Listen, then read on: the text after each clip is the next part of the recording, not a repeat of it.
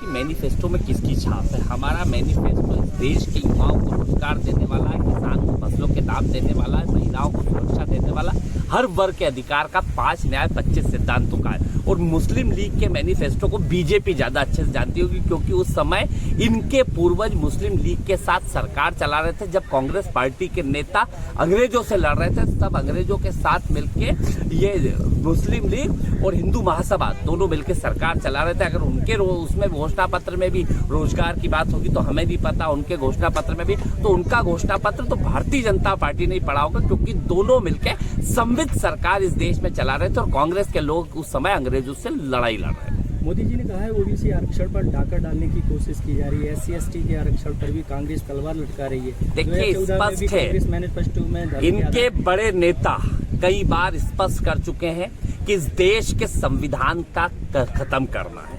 इनके चुने हुए सांसद जनप्रतिनिधियों ने संविधान बदलने की बात करी, वो संविधान जो बाबा साहब अंबेडकर ने बुना है, वो संविधान जिसमें महात्मा गांधी के विचार हैं, जिसमें लोकतांत्रिक मूल्यों के साथ पंडित जवाहरलाल नेहरू जी की छवि है, जिसके अंतर्गत सरदार वल्लभ भाई पटेल से लेके बड़े बड़े लोगों के जो सिद्धांत है, उन सिद्धांतों से वो बना हुआ है। उस सिद्धांतों का कत्ल भारतीय जनता पार्टी करना चाहती है और उसके माध्यम से आरक्षण बदलना चाहती है। इनके बड़े नेता कई बार मंचों से कह चुके, RSS और बीजेपी के बड़े नेता, ये आरक्षण खत्म। कांग्रेस पार्टी इस देश के संविधान के साथ है, इस देश के मौलिक अधिकारों के साथ है। वो स्पष्ट है, पिछड़े, दलित, आदिवासी और जनरल कास्ट के गरीब लोगों के लिए हम चाहते हैं कि लोगों की जातिगत जनगणना और आर्थिक जनगणना और उसके माध्यम से लोगों को न्याय दिलाया जाए। हमारा घोषणा पत्र स्पष्ट है। मोदी जी ने कांग्रेस पर बड़ा प्रहार करते हुए विरासत टैक्स, संपत्ति बंटवारे को अर्बन नक्सल से जोड़ती हुए कहा। देखिए, विरासत टैक्स तो सिर्फ मोदी जी ने लगाया। जो नोटबंदी करी थी, जिसमें महिलाओं के चावल के डब्बों में रखे नोट भी गिनवा लिए थे और उनकी विरासत भी गिनवाने का काम करा था। सिर्फ झूठ बोलने के अलावा कुछ नहीं आता। ये बताए 10 साल में इन्होंने करा क्या, और क्या 2 करोड़ रोजगार की बात करी थी, अच्छे दिन की बात करी थी, काले धन की बात करी थी। अभी 23 में गारंटी देके गए थे 2700 रुपए कुंटल, 3100 रुपए कुंटल धान की गारंटी देके गए थे, 3000 रुपए से शुरू करने का महिलाओं को देके गए थे। उसका क्या हुआ ये बताए, इधर उधर की बात नहीं करे, स्पष्ट बात करे। जो करना हो, देश का प्रधानमंत्री भ्रम फैलाने में लगा हुआ है, देश की सत्ता लोकतंत्र का कत्ल करने में लगी है। कुणाल जी, प्रत्याशी, कांग्रेस के प्रत्याशी इस समय बीजेपी के लिए सरेंडर हो रहे हैं, इसमें आपका क्या कहना है? कोई सरेंडर नहीं हो रहा है। स्पष्ट रूप से इस देश के लोकतंत्र और संविधान को कत्ल करने के लिए हर तरीके से भारतीय जनता पार्टी लगी हुई है। उन्हें डर है कि हम रोज सीटें हार रहे हैं, तो कैसे धन बल, बाहुबल, सत्ता बल के माध्यम से लोगों को डरा के, धमका के और धन दे के कैसे रोका जाए। 1-2 सीटों से कुछ नहीं होता। ये जो पहले कहते थे हम 400 पार 400 पार, अब आ गए कि अगर कांग्रेस जीती, अगर कांग्रेस जीती। इनको समझ में आ गया कि कांग्रेस जीत रही है, जनता कांग्रेस के साथ खड़ी है और इन्हें सबक सिखाने का मन जनता बना चुकी है। 1-2 सीटों पे जो इन्होंने कत्ल करा है लोकतंत्र का, संविधान का, इसका जवाब जनता देगी। मध्य प्रदेश में लगभग कितनी सीटें इस बार लोकसभा जीत? मध्य प्रदेश में भारतीय जनता पार्टी से ज्यादा सीटें कांग्रेस पार्टी मध्य प्रदेश में जीतेगी। पहले तो राहुल जी का तस्वीरों की भूमि पर बहुत बहुत हम लोग स्वागत करते हैं। अभी आपने देखा भी मीटिंग कब हुई है, हमारे उम्मीदवार तुलसी मरैया जी के लिए वो यहाँ पर आए थे और बहुत अच्छी मीटिंग हुई है और बदलाव की बयार प्रदेश और देश में देखने को मिल रही है। राहुल जी और गठबंधन का नेतृत्व देश को मिलने वाला है और मैं समझता हूँ कि फूल सिंह जी तो निश्चित तौर पर जीत रहे हैं। इस चंबल संभाग में हम तीनों सीटें, भिंड, मुरैना और ग्वालियर, तीनों अच्छा परफॉर्मेंस कांग्रेस पार्टी का है। और जो मूल बात है वो यही है कि देश की जनता ये जान चुकी है कि भारतीय जनता पार्टी एक झूठ का बुलंदा है और नरेंद्र मोदी जी, उनकी सरकार बार बार देश की, प्रदेश की जनता को झूठ बोलकर वोट लेने का काम करती है। कम मतदान से किसे फायदा? उम्मीद है कि पूर्ण रूप से पूर्ण बहुमत गठबंधन को मिलेगा। कम मतदान से किस पार्टी को फायदा लग रहा है आपको? देखिए, ये तो एक एनालिसिस का विषय है, लेकिन मुझे लगता है कि हमारे कार्यकर्ताओं ने बहुत एकजुटता से इस चुनाव में भाग लिया है और अच्छा परसेंटेज कांग्रेस पक्ष में गया है। मोदी ने विकास की बात ना करके हिंदू मुस्लिम मंगलसूत्र पे बात दिया, ये कहा सकता है? ये जो कह रहे हैं ये उनका फ्रस्ट्रेशन मैं कह सकता हूँ और सरकार जा रही है, महागठबंधन की सरकार आने वाली है। तो ये भाजपा का जो इस तरह की अश्लील भाषा का जो उपयोग हो रहा है और बिलो द बेल्ट इसको कहते हैं, उस भाषा का जो उपयोग भारतीय जनता पार्टी और नरेंद्र मोदी जो देश के प्रधानमंत्री हैं, 2 टर्म के प्रधानमंत्री उस तरह की भाषा का उपयोग कर रहे हैं, देश को बांटने की चर्चा वो कर रहे हैं। तो ये तो स्पष्ट होता है कि भाजपा की सरकार देश में नहीं आने। अब की पार 400 पार का नारा ध्वस्त होता दिख रहा है। सूरत के बाद इंदौर में कांग्रेस प्रत्याशी ने बीजेपी के लिए सरेंडर कर दिया। अपने प्रत्याशी को कांग्रेस नहीं रखा पा रही, ये क्या कारण है? अक्षय बम ने जो घिनौना कृत्य किया है, हम सब उससे आहत हैं और उनसे ये उम्मीद हमको नहीं थी। कल सुबह 9 बजे तक वो प्रचार कर रहे थे और 10 बजे बाद वो गायब हो गए। तो ये स्पष्ट करता है कि वो बेईमान, उन्होंने बेईमानी की पार्टी के साथ, हमारी मात संस्था के साथ।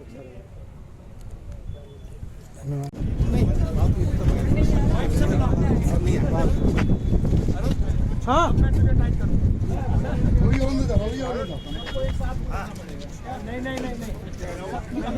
मैनेजर से मिलना चाहता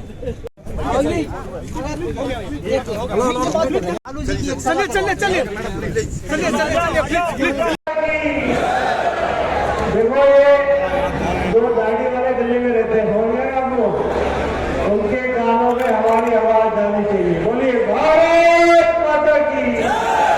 हमारे गुरुदेव साहब को क्या नारा दिए? बोलिए भारत माता की। जय जवान, जय जवान। Congress party, Congress party. बहुत बहुत धन्यवाद। कुछ ही क्षणों में हम सबके नेता आदरणीय राहुल गांधी जी हमारे बीच में होंगे। मंच पर आसीन मध्य प्रदेश के प्रभारी आदरणीय जितेंद्र सिंह जी, मंच पर आसीन हम सबके मार्गदर्शक आदरणीय डॉक्टर गोविंद सिंह जी, आदरणीय राकेश सिंह, आदरणीय राहुल जी हमारे बीच राहुल गांधी, राहुल गांधी, राहुल गांधी, राहुल गांधी। बहुत बहुत धन्यवाद। साथियों, आपके नेता आपके बीच में बैठा चुके हैं।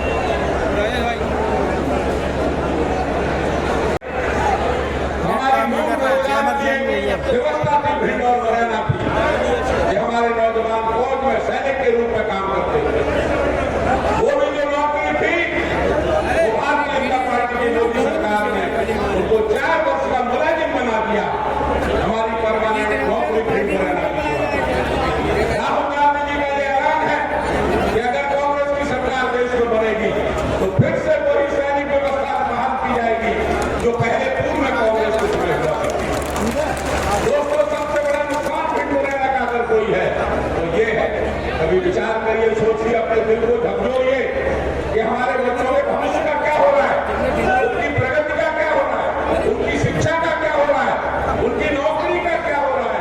मध्य प्रदेश घोटालों से भरा पड़ गया है, चाहे व्यापक घोटाला हो, पटवारी घोटाला हो, आरक्षक घोटाला हो, पूरा देश घोटाले में घिरा। और एक नया घोटाला आया, इसमें चंदा का घोटाला भारतीय जनता पार्टी का। हजारों करोड़ रुपए चंदा के नाम पर उद्योगपतियों से वसूल कर लिए। कभी देश में इतनी संस्थाओं का दुरुपयोग नहीं हुआ। इतने वर्षों तक देश में कांग्रेस का लोकतांत्रिक शासन रहा, लेकिन कभी ईडी, सीबीआई, कभी फर्जी केस लगाने का काम नहीं हुआ। और ये कांग्रेस थी जिसने एशिया का भूगोल बदल दिया था, श्रीमती इंदिरा गांधी ने, जिसने पाकिस्तान को टुकड़े करवा के बांग्लादेश आजाद करवाया था। कांग्रेस का जीवन था महात्मा गांधी, पंडित जवाहरलाल नेहरू, सरदार वल्लभ भाई पटेल, सुभाष चंद्र बोस, इंदिरा गांधी और अंत में राजीव गांधी, जिन्होंने श्रीलंका की शांति के लिए अपने प्राणों की आहुति दे दी। मैं निवेदन करना चाहता हूँ, सौभाग्य है राहुल गांधी जी भिंड की सरजमीन पर है, प्रत्याशी है भाई फूल सिंह जी भरैया। आप सबसे अनुरोध करता हूँ 7 मई को आपके पंजे का बटन दबाकर कांग्रेस को विजयी बनाएं। बहुत बहुत धन्यवाद। जय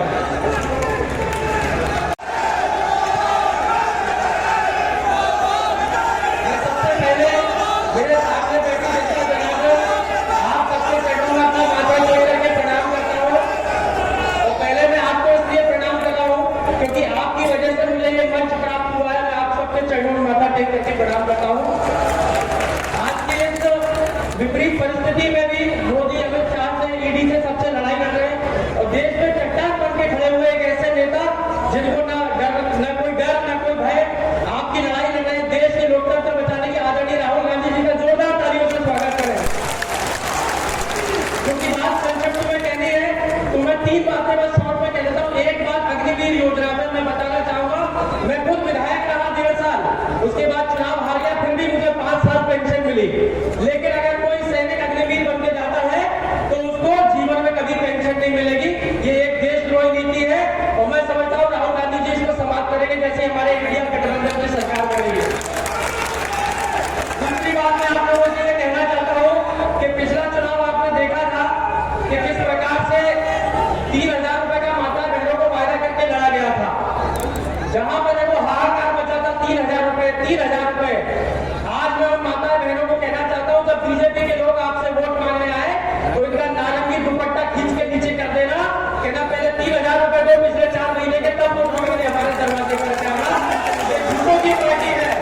एक अंतिम बात और आपसे कहना चाहूंगा, जैसा कि पूर्व में लोकसभा की प्रत्याशी रही भाजपा, जब हमारे इमरती देवी जी मंत्री भी रही कैबिनेट के, उन्होंने भी बीजेपी में होते हुए आदरणीय भरैया साहब को समर्थन दिया और बीजेपी के कई लोग दे रहे हैं। मैं आपसे भी कहना चाहता हूँ, आप सब लोग भी बीजेपी वालों से बोलते ना कि समर्थन दे रहे और उनमें कलंक नहीं लगने दूंगा गद्दारी का।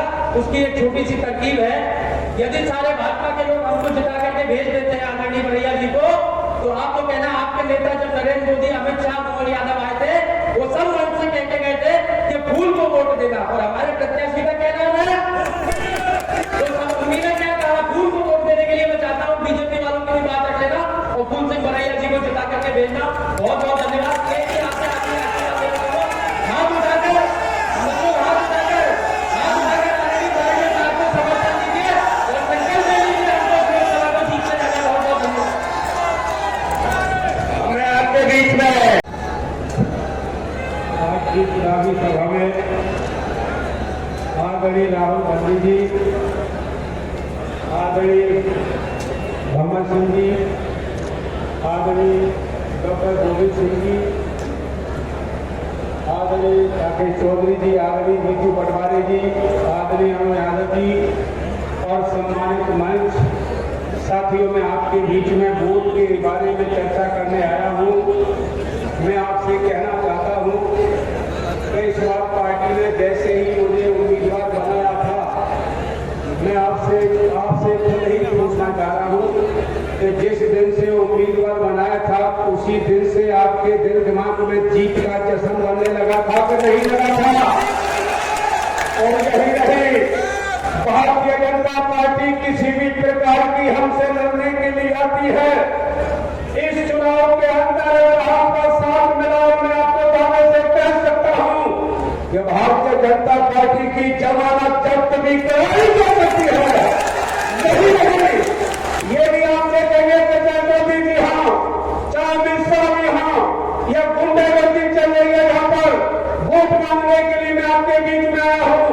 भाई बहनों ने खुद कहा कि अगर राहुल गांधी जी के नेतृत्व में अगर ये सीट जीती जाएगी तो 40 वर्ष पहले सीट जीती थी, 40 वर्ष का बदला इस बार ले लिया जाएगा, मैं आपको कहना चाहूंगा।